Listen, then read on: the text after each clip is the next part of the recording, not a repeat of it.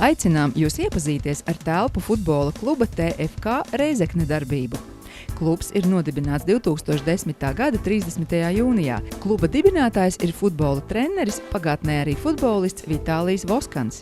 TFK Rēzekne ir unikāls savā jomā, jo ir pirmais un vienīgais Latvijas telpu futbola klubs, kur bērni iegūst telpu futbola prasmes, sākot ar pirmo nodarbību. Klubā ir 2 bērnu grupas un pieaugušo komanda.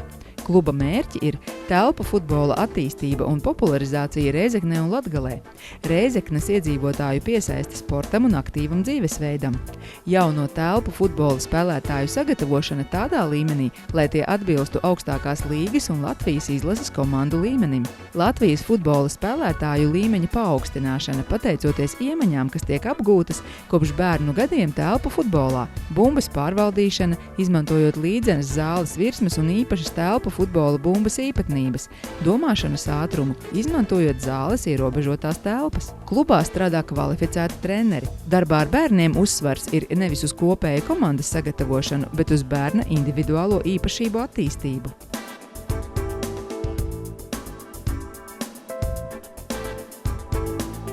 Mēs izsakām pateicību visiem, kas palīdz attīstīties mūsu klubam, bet kā visas jaunas sporta organizācijas Latvijā, TFK Rēzekne izjūt naudas līdzekļu trūkumu. Klubs ir ieinteresēts sponsoru un mecenātu atbalstā. Ja jūs esat gatavi un vēlaties palīdzēt un atbalstīt TFK Rēzekne bērnu attīstību un telpu futbola attīstību kopumā, tad sīkāku informāciju par mūsu klubu var atrast mājaslapā www.rezekne.tfk.lv. Atbalstiet bērnu jauniešu telpu futbola attīstību Latvijā!